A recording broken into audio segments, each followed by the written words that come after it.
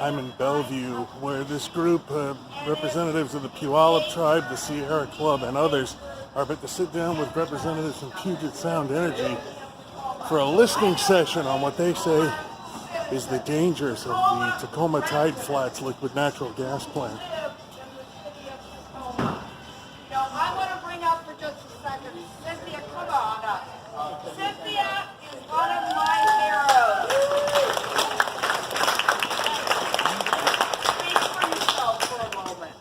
Well, I was one of the Tacoma Super 6. In May of 2017, at the beginning of the building of the LNG facility, I went along with the group that taught direct action training to those who wanted to go and do direct action. And I got excited over it and I went with them. So we were 6. 2 of us went to court. Ramona Bennett was there as our expert witness. And we got acquitted. And you guys need to go back and do that some more.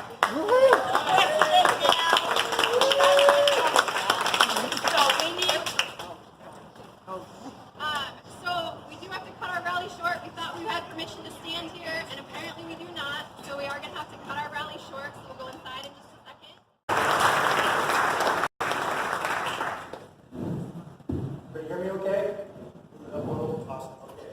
Hey, thanks everybody for being here, taking time out of your busy lives to be here this afternoon and this evening. I'm excited to be here. I'm a little anxious, but I'm excited to be here with you, and I'm specifically interested in your comments and your thoughts and your concerns as we in the process of developing the 2019 Integrated Resource Plan for both our electric and natural gas portfolios. Late today, there was some media coverage about this meeting. This session is not intended, nor was it ever intended, to be a referendum on natural gas or the Tacoma LNG project. But I do expect to hear your comments and concerns in that space. But I want to make sure that my planning team get a more robust set of responses and comments with respect to both our electric portfolio and our natural gas portfolio. I'm also not here as a result of any requirement or mandate, or Kimberly Harris didn't tell me to come here, and I'm not here out of tradition.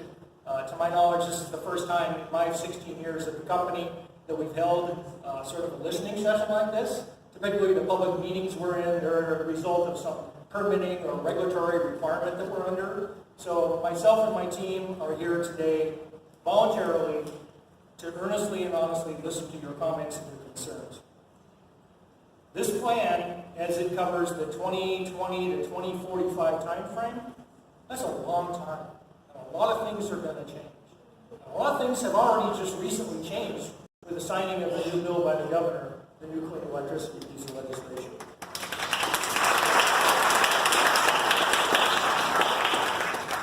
So, as you know, our state just passed and PSC supported. In fact, I personally contributed 2 of my holidays to sitting in the governor's office with policy staff and the key legislators that drafted this bill, to making sure that it was a balanced approach that the company could support and also realize the end result that the governor and the legislature wanted to happen. So among other things that I'm going to talk about, and I'll cover in more in depth shortly, I wanted to talk about coal, because the first thing, and I'm sure you all know this, the very first thing this bill does is it prohibits the recovery in retail rates for costs incurred for coal generation after 2025. So I know there's going to be comments, there'll probably be questions, there's concern about, well, what does that mean for Colstrip? And what I'm telling you is we will abide by that portion of the law. So let me turn quickly to a couple of slides, and I don't want to belabor this because, as I said, a lot of you are already probably pretty well steeped in the bill. So as we started into this regulatory session, in this legislative session, and I've been doing this kind of work for a long time. I actually worked for the Bonneville Power Administration for a full career before I came up here to Puget Sound. So I've got some experience in both Salem and now Olympia. And I got to tell you, even back in the 90s when Oregon was going after open access, or retail access, or deregulation, whatever, I spent a lot of time in Salem trying to educate policymakers and working with policymakers and watching various legislative sessions go through the sausage. I got to be honest, this last session that I saw here in Olympia, what I saw from the very first day of the session, it carried us all the way through the end of the session, was a myopic, almost a linear focus, laser focus on this clean electricity legislation. So rather than opposing it, which a lot of, I think, my peer companies started to do at the very beginning, what we decided is we needed to come up with some principles to balance both the needs of our customers as well as the needs for the environment. And that's what I want to talk about. So what was our commitment before the session even started? Well, we're committed to protecting our customers, right? We have to protect our customers from rate pressures. We have to protect our customers from having a safe and reliable energy supply. Reliability is the second principle that we had here in terms of our commitment. Uncompromised reliability. So gaps or lapses in electric or natural gas reliability, they're not going to happen on my watch. So reliability is job one. I will lose my job faster, as will my traders and operators. I'll lose my job faster by shedding load or having a reliability than literally anything else, maybe other than stealing Dixie cups out of the kitchen that could happen to me at the company. Third, measurable reductions in emissions. So having watched what California went through in terms of setting up their carbon market, their carbon market, watching what they went through with their moving to 50, then 80, and then 100%, what we wanted to make sure is from the very beginning that the legislature, whatever legislation came out, had a focus on being measurable, attributable to specific sources, and reportable. So I want to dial back from the session and say 2 years ago, we took our board of directors through an exercise that led to a corporate commitment in 2017. And we committed to reducing our carbon footprint 50% by 2040. I know I won't do this right now, because right now that doesn't sound like a big deal. That was a big deal, and it was a big deal because it started the company on a trajectory that I now believe that the clean electricity legislation can draft onto, and we've already set the pathway, and this integrated resource plan is primarily to help us take the first bite of what that might look like. Efficient market development. A lot of you don't know me. I'm an energy trader by training. I'm an economist by academics. I actually understand and I believe in the power of energy. I believe in markets in general, but specifically energy markets. And it was the lack of some of those markets that sort of led us into the California energy crisis. Well, let's say it was the lack of regulation and rules on some of those markets and some of the players that led us into that California energy crisis. But what I've seen in the West Coast since the advent of the energy imbalance market, and now I'm taking that to the next step of an expanded day-ahead market, is the ability to use a much broader geographic footprint of both load and resources to make this work. Because the alternative is 38 in the region, in the Northwest, 38 individual utilities trying as best as they can every 3 seconds to match that load to the generation that I have. And I'm going to carry regulated reserves. And I'm going to make sure I have contingency reserves. It's not efficient. We've proven this with our entry into the energy imbalance market 2 years ago. We went into that market in October 2016. To date, we have saved our customers $20 million in power bills. Money for nothing. Anybody know Dire Straits song? That's money for nothing to a trader. That value, that's just the tip of the iceberg. So I'm a believer in markets. Markets can't replace the need to move to a cleaner energy future. They will facilitate it, but they won't drive it on themselves. Lastly, financial sustainability. So it needs to be sustainable for our customers. It needs to be sustainable for our company, which then ties back directly to investments for reliability and investments in safety. So what does the bill say? It's more than an act now. So the governor signed it on But anyway, the governor signed it, big doings over in Rainier Valley a couple weeks ago. 2025, no coal costs and retail rates. So what does that mean? Well, coal strip 1 and 2, we've already committed, we're getting it out no later in July of 2022. Coal strip 3 and 4, I know you guys have had conversations in the IR bag about what does that mean for 3 and 4. 3 and 4 is sort of a little phony or mess. The beauty about 1 and 2 is there's 2 owners, Puget Sound Energy and Talent Energy. It's a lot easier to negotiate a bilateral agreement with 2 owners. Coal strip 3 and 4, 6 owners. Yes, that's a broken finger, so that's not 5.5, that's 6. So it's a little more difficult to negotiate a bilateral transaction, but there is work afoot, and we will comply with that specific part of the law. Second tranche, carbon neutral, which is basically an 80% renewable portfolio standard, 80% non-emitting and renewable by 2030, and 20% alternative compliance. So what's alternative compliance? Well, ramped up energy efficiency, investments in energy, electric vehicle infrastructure, we purchase unbundled renewable energy credits, if there's any available at that point, because I think this is going to be a big run on renewables. But then what's the last tranche? 2045. 26 years. Carbon-free, 9% non-emitting. So I know a lot of you, because the three of you, thanks for lighting me up when I walked in. You knew me, I didn't know you. The reason you know me is because of the conversation I had with the city of Bellingham and their clean energy task force. So I'll tell you the same thing I told them. 80%, it's about cost, it's about the timing, it's about making the system work. That last 20% to get from 80 to 100, notwithstanding a huge leap in technology and decreasing costs for things like battery storage, or something around pump storage that becomes more friendly to anadromous species than some of the plants we've seen today. That last 20%, it's achievable. It can be really expensive. And that's the discussion that needs to happen. It doesn't need to happen tonight. It needs to happen over the course of the development of not just this plan, it needs to happen over the development of the next several plans. And by 2021, 2022, we're not only developing this plan, but we're going to book the room across the way for what? The clean energy plan, right? Because we'll have an IRP and we'll have a clean energy implementation plan. Now, if I have my way, we'll get those collapsed.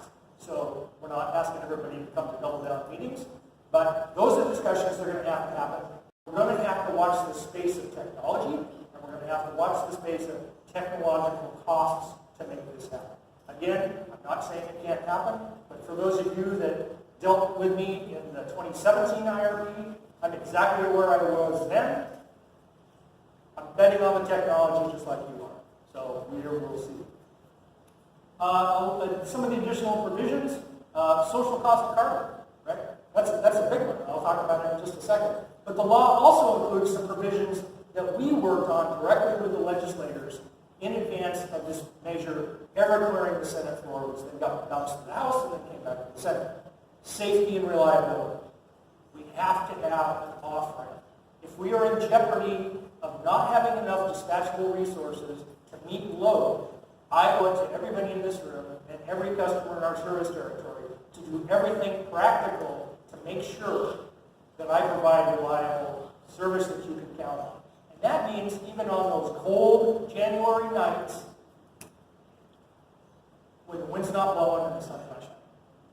And that's the gap for technology that we're looking to fill. Customer protections. So an organization of our size with all the wires and the pipes in the ground and the infrastructure we have to maintain, the going burn rate on an organization that big, you're looking at about 2.5%, about the cost of living, right? To invest in that system, just to keep it reliable, just to keep it safe. So that's our burn rate. That's our kind of our going forward burn rate. And we've been sort of below it. Our rate increases over the last several years, we've kind of underfunded that a little bit. We're dealing with it. That's fine. I'm not saying there's a ballet or big rate increases for infrastructure on the doorstep. But when we talk about new initiatives, like now we're going to invest in clean electricity, we ran the numbers and we took a hard look at what do we think our customers can bear? What do we think we can actually layer into our system that our customers can bear? And we picked a number of about 2%. We picked 2%. We ran the 2%, and a 2% revenue requirement increase on an annual basis, specifically tied just to clean renewables, not the 2.5% burn rate. This is another 2%. That's what we felt we can deal with and our customers can absorb. 2% gets us pretty close. 2%, we can realize most of these objectives. Above that, we have to be cautious, because at the same time we're having this conversation about the energy portfolio, there's people across the nation having conversations about physical and cybersecurity. So there'll be physical and cybersecurity requirements that all the utilities and load-serving entities are going to have to comply with. And that's a technology project. But nowadays, almost everything is a technology project. But we have to be mindful of these incremental costs. But this is one where we've committed to 2%, and 2% is what we will be able to spend. There may be years that we choose to spend more, but on average, it'll be 2% per year. So how do we do this? What does that mean for PSE? Well, you lawyer in the social cost of carbon, the first thing that happens is it happens to the conservation or the energy efficiency supply curves. Those supply curves are capped off at an avoided cost level for the company. So what that means is, what's the next investment the company would have to make? Because unless it's at that point, you darn well better be doing energy efficiency targets. You lump on that social cost of carbon, it lifts that curve, a lot more conservation, a lot more energy efficiency is going to happen, both in the electric and the natural gas space. Coal, I already said, it's coming out of our portfolio. To fully develop an integrated resource plan. And earlier this year, the 2019 IRP was put on hold and it was delayed. And the UTC, actually, the Washington Utilities and Transportation Commission, they actually delayed all the integrated resource plan in Washington state. So PSCs, Avistas, and Pacific Cores, with the idea of they wanted to allow extra time to give the utilities an opportunity to incorporate whatever comes out of the legislative session. And we now have the Clean Energy Transformation Act, which actually was signed into law on May 7th, which I know is only a couple weeks ago and feels like, for some of us eternity who have spent a lot of time trying to understand it and study it. I'll make sure I move my slides here. So I'll just at a very high level want to touch upon, David gave an overview of the new law. Now, we have existing IRP rules, requirements that govern our process. And I've put some of them up on the slide for you, and you can look them up for your reference. But now that the governor signed this new law, the agencies such as the Washington Utilities and Transportation Commission, they have to develop new rules, update existing rules. There's other agencies that will be doing the same to ensure that utilities have the sufficient information that they can comply with.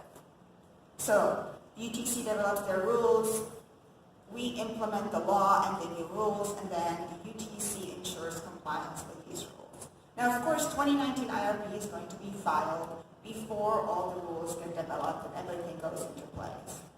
And so we're going to be working with our technical advisory group, with the UTC and other agencies to ensure that we can incorporate as many aspects of the new law into the 2019 IRP.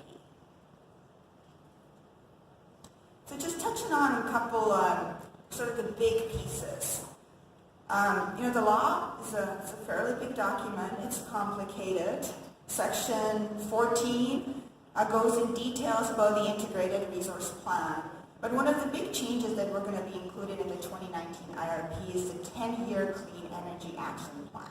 That's a completely new plan that has not been included in the past. And there is the law describes what this should look like.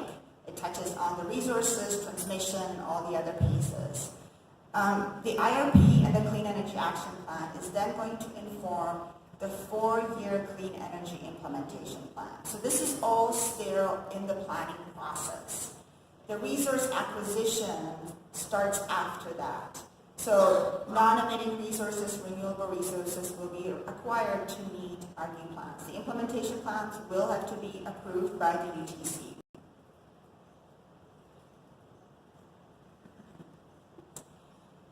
So David touched on the social cost of carbon. It's going to be an important aspect of our modeling framework. I touched upon the Clean Energy Action Plan. And there are other parts of the law that currently we don't have as much clarity around. For example, the vulnerability population assessment. Sort of how do we develop that? How do we incorporate it into the IRP? We're going to be looking for additional guidance on that before all the rules are developed, not just by the UTC, but Department of Ecology or Department of Health. So our 20-year forecast of demand side and supply side resources to meet our customers' needs, right? It's a long and complicated process. Like I said, it almost takes 2 years for us to do it. We were well on the way on developing this plan, and now with the new Clean Energy Transformation Act, all aspects of our modeling framework really gets touched by this law. And so for us, it means going back to some of the work that we did last summer, that we did in the fall, and we have to go through a process and update the various pieces. In the meantime, we've also taken the opportunity to bring in some additional new information, such as gas prices. There's renewable portfolio standards that get passed other states that will impact the regional planning view.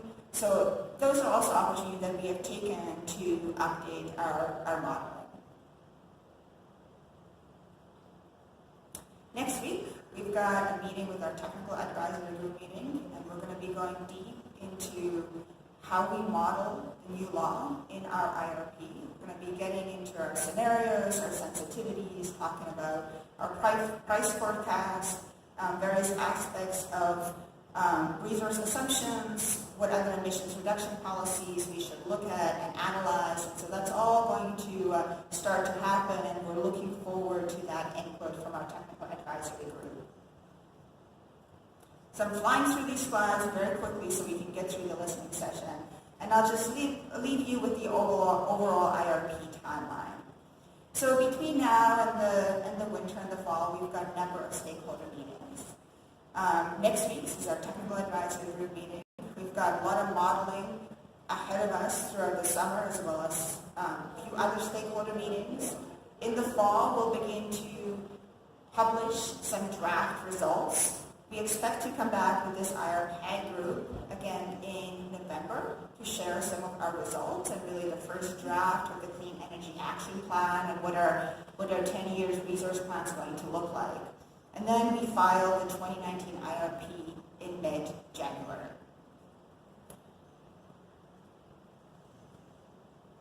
And with that, I'm going to wrap up and move us to the listening session and through this. First of all, thank you so much for this opportunity to speak this evening.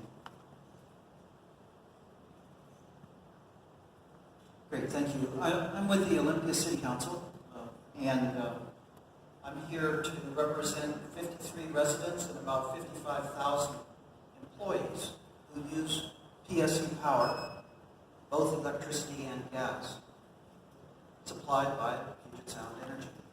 The City of Olympia powers our municipal operations through PSE's Green Direct tariff. And we jumped at the opportunity to sign up for this 100% renewable energy. In fact, we signed an agreement, we were one of the first to sign an agreement for a 20-year commitment to Green Direct. And we were excited by that opportunity provided by PSE, so I want to thank you for that. And as your renewable generation system matures and becomes more efficient, we appreciate that you will share new savings with us and other Green Direct customers. Your commitment to our partnership is a valuable thing, and we're happy to be moving forward with you. Your customers in Olympia also appreciate PSE's support for the clean energy transformation legislation. You've broken new ground for Washington, and you've raised the bar for other states in our country. My constituents are proud of your work and the work of so many others who found a workable pathway to clean, renewable electric energy. So thank you very much for that. And without the work to deliver a clean electrical grid, our local efforts in Olympia to manage carbon pollution would be overshadowed by upstream coal and gas emissions.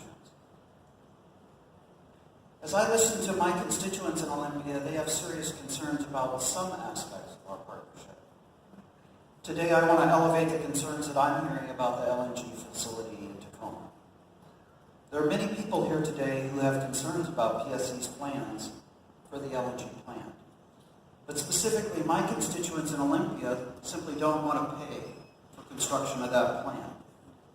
My understanding is that more than 40% of the facility costs, which are projected to be between $130 and $140 million, will be passed on to ratepayers. The residents and businesses in Olympia don't want to foot the bill for a fossil fuel plant that brings them little or no benefit.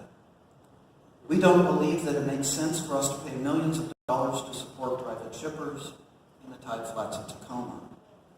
We have no trouble paying for our fair share to power our community, to support the transition to clean energy, but the current plan is not fair to the people in my hometown. We value our relationship with PSE. We will tell you when we like what you're doing, and we will tell you when we think something needs to change. Thank you so much for your work on Green Direct and on the 100% renewable legislation. Please change your direction on the Tacoma LNG plant.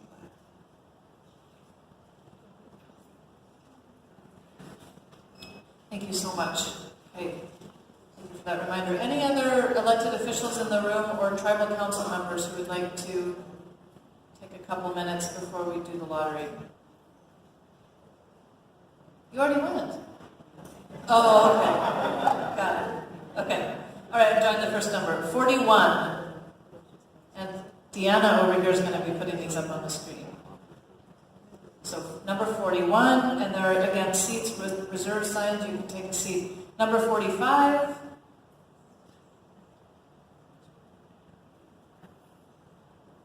$99.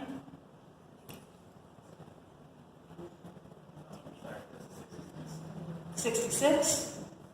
Really? This is 66. Okay. 66. I had a 50-50 shot at getting it right. I didn't. 21.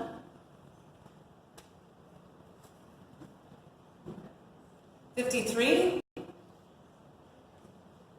are seats on both sides, so depending on where you're at, you can come over here. 32. How many more do I have? 56.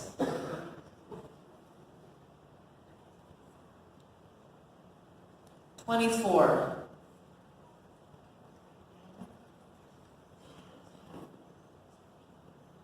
59. And lucky number 7. So let's do these, let's go through 2 minutes each person. In the order that I call these numbers, I'm going to keep these over here. And then right before we do the next 10, Deanna's going to run back and put names of any more people who have signed in and signed up for public comment. So we continue that random cycle. Okay? Let's have number 41. If you could please come up here. The microphone is on. And it's all yours. And Alan will help you keep track of time there. Great. Thank you. I will likely be under 2 minutes. So, yes, my name is Stephanie Holman, and I am a campaign rep with the Sierra Club, working on fossil fuel issues, and I want to thank you for this listening session. And I'm here in solidarity with the Puyallup tribe and to add my voice to the considerable and mounting opposition to the LNG facility in Tacoma being built without all the necessary permits and with disregard for concerns of the Puyallup tribe and the community.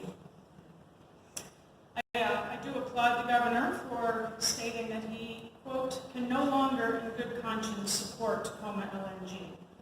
And I hope that the agencies will align with this thinking and give this project proper scrutiny. But regarding the opposition, I was just rereading a letter from the Attorney General's office today encouraging a response to the tribe's community's concerns on health, safety, and the process of building this and the permitting of this facility. I was also reading comments from the Department of Ecology questioning the greenhouse gas emissions analysis in the SEIS and the sole sourcing from British Columbia.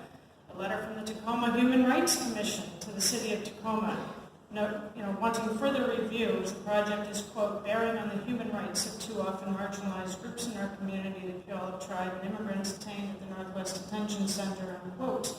And of course, the Puyallup tribe's letter to the UTC asking for an SEIS related to safety concerns and the siting of this facility, as well as considering the use and need for this facility, considering the many changes since the original FEIS was considered. I think we need to recognize there's a considerable and mounting opposition to this proposal. Furthermore, my concerns are not just safety and environmental, but there are unjust financial issues with this facility where the public dollars will subsidize PSE's for-profit LNG project without ever recovering their costs. I think that is, at this point, as it stands, ratepayers will be on the hook for 43% of the cost of this facility, we're only using roughly 2%, and I think this is very wrong. And if you are a ratepayer, I think that you should voice your concerns on this if you find this to be wrong. Thank you so much. Yeah, you're okay. I know, you led the way. Hand your notes to someone else. Thank you for leading the way, and thank you for reminding us all. If you could state your name when you come up to the microphone, that would be helpful. That'll certainly help with attribution if you want it, and certainly help with our meeting notes. So, number 45. Welcome to the microphone. You have 2 minutes. Hello, my name is Dominic Batum. I come from Switzerland. I live in Seattle. I have friends in Tacoma, and I am a consumer of energy. But there are people living in Tacoma who live on tide flats and around them. They have lived there for 10,000, 15,000 years. Nobody knows really. They have lived there a long time. It's their land. It's a tidal flat, which means it's squishy, it's soft. It's built on top of a superfund, which is a pile of toxic slag that they put there and covered it with mud. And it's on a fault line. That would be bad enough. The land is not PSE's. The land belongs to Puyallup Tribe. The permits have been given to a facility which is not the facility that is being built because all the specifications have been changed. The money it will cost will be paid by people who stand to be killed by the thing. And the only public comment I have is PSC, stop killing everybody for a buck. Thank you very much. Thank you, sir. Hands number 66 again. State your name. The mic is on. 2 minutes. Hello, my name is William Golden. I am a Tacoma resident. I currently live in the Stadium District, so I oversee the LNG plant, and it is a very major concern. And I want to start off today by acknowledging that we are meeting on the lands, the ancestral lands of the Duwamish and Suquamish people that were a part of the 1855 Point Elliott Treaty, and that these historical impacts cannot be forgotten, that the treaty rights both in this area as well as in our own lands of the Puyallup Nation and the 1854 Medicine Creek Treaty still stand today, and that this facility in Tacoma has not considered these in any of their efforts to date, and it is very concerning to see this process continue to play out a history of abuse. And I just believe, as a concerned person related to climate change, that we cannot keep investing in projects like the LNG facility because these are detrimental to the ability to sustain future generations, and that we need to take action in a different route. And many of the governments throughout Washington state and around the globe are saying that they want to go in a different direction, and these efforts by PSE are directly opposing those efforts. And so we need to move to only 100% renewable energy and no more LNG. Thank you. Thank you, William. Thank you so much. Number 21.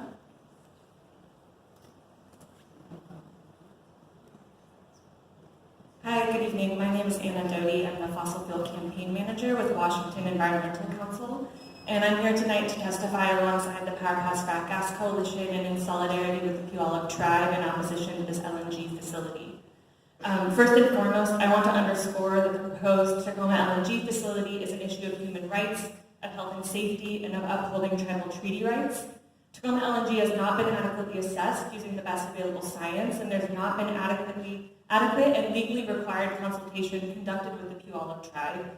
The City of Tacoma's own Human Rights Commission has underscored the threats the facility poses to the Puyallup Tribe as well as the people detained at the Northwest Detention Center, and that commission has urged the City of Tacoma to initiate a supplemental environmental impact statement as has been called for by the tribe. The tribe also sent a letter to the Utilities Commission detailing concerns about the siting and safety for the facility. I'm echoing that request tonight, that the UCC conduct a supplemental environmental statement addressing the concerns raised by the tribe in their technical memo. As we already heard here tonight, Washington is leading the nation in effective and equitable climate policy, and we cannot allow new massive frac gas facilities to undermine that progress. Tacoma LNG is designed to be able to supply gas not just to maritime uses, but also to generate electricity and supply ground transportation fuel with no enforceable limits to those uses. The evaluation of the project through the most recent supplemental environmental impact statement developed by the Puget Sound Clean Air Agency does not evaluate all of the possible scenarios of these uses and does not use the best available science in account for the climate impacts of fracked gas. This evaluation is insufficient, and we should not lock our community into decades of new fracked gas infrastructure that has not been properly assessed and undermines our movement to truly clean energy sources. Alongside our work to move our state towards 100% clean electricity, Washington should be focusing our investments on port electrification and moving us to a truly clean new generation of maritime fuels that protect port communities. Thank you for your time here tonight. Thank you so much. And just a reminder, if you want your comments included in the meeting notes verbatim, please provide them to a PSC server. Michelle's in the back. Give your notes to her. Okay. Just as a reminder. Thank you so much. Number 53. Welcome, sir. Please state your name. My name is Richard Fogut. Currently, you have no incentive to curb the cost of energy production because you can expect UTC to approve a reasonable return on your investment in the form of increased rates that you can charge your customers. Hopefully, a new way of reimbursing utilities will be passed in Olympia as it has in other states that protect both utilities and ratepayers. The fear expressed from utilities at the hearings for the 100% clean electricity bill was that it would be too costly or unreliable to meet the 90% renewable energy target by 2040 without using gas-fired peaking power plants. Solar energy production is technology-driven, and technology rapidly changes in the 21st century. 12 years ago, in 2007, the first iPhone was introduced to the public. Look at the changes in smartphones since then. Surely, solar energy production and utility-scale batteries will be ready for any peak demand situations much sooner than 2040. And the cost of renewable energy keeps decreasing. From 2010 through 17, onshore wind production decreased 27%, and solar energy 73%. So peak demand from renewable energy will cost much less than natural gas, much sooner than 2040. At the same time, natural gas will become much more expensive for two reasons. At some point, the effects of climate change will be so obvious that the production subsidies will be removed, and someone will successfully sue for astronomically high damages due to health problems caused by fracking fluids getting into their water supply. Then you'll be frack out of luck if you go down the fossil fuel route. Please invest only in renewable energy from now going forward. Thank you, sir. Thank you, everyone.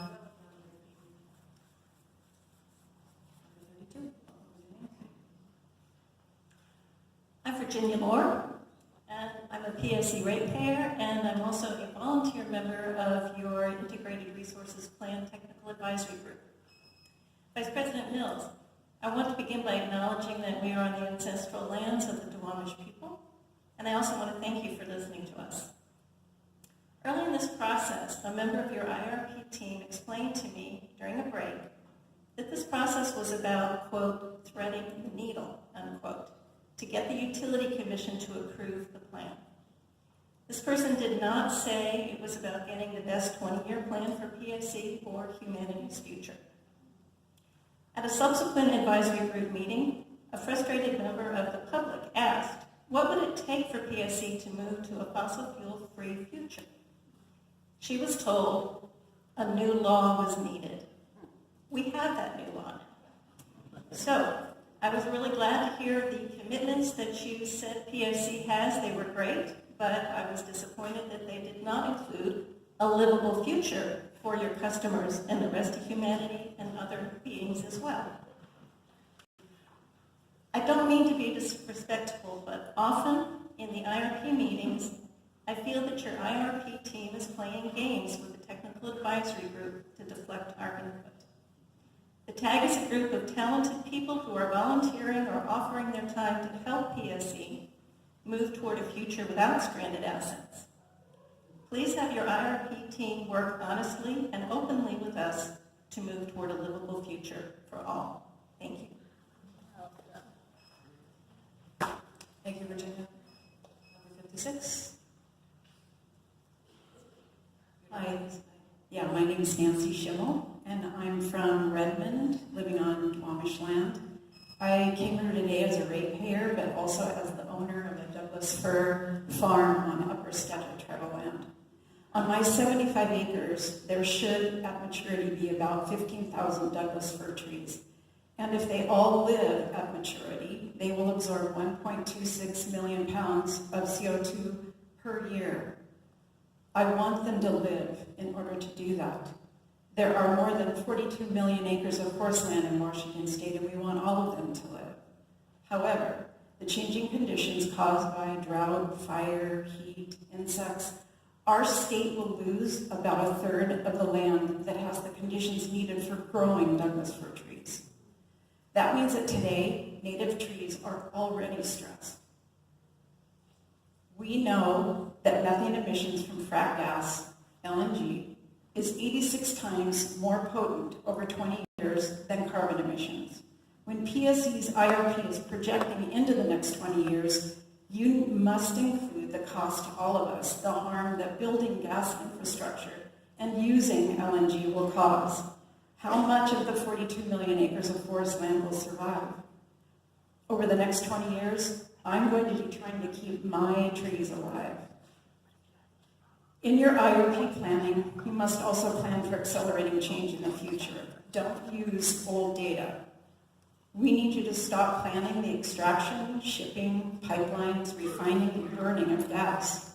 In your IRP plan for the next 20 years, while we are trying to keep our trees alive, we ask that you plan and execute a transition to only renewable energy. Thank you.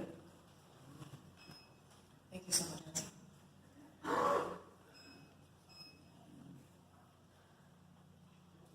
Good afternoon. My name is Kevin Jones, and I appreciate the opportunity to speak to you. I do want to recognize the traditional Duwamish people and the lands that we are standing on. I want to talk about my values for a little bit. This is my home too, not just the ancestral people's. The forests that I hike in are important to me. They're at risk now. We all can see the smoke. We smell the smoke. It adds to our health risks. But there's communities that are even more impacted than ours. Those with less privilege, and it's really global disruption, which we know, which creates tremendous problems. Much of this is driven by climate. The International Agency Working Group, or Interagency Working Group document cited by 5116 specifically includes a high-impact social cost of carbon value. The reason that they did that is they say it's low probability, but high-impact consequences of climate change. And the reason that the information was put into the document was specifically so that regulators could see what the consequences are of decisions that you as a company and the IRP team will make. So I think it's important that those regulators see those implications as the interagency working group writers intended. I'm curious if you would agree. I'm curious if you would ask your IRP team to make sure that their analyses include these values. I would like PSE to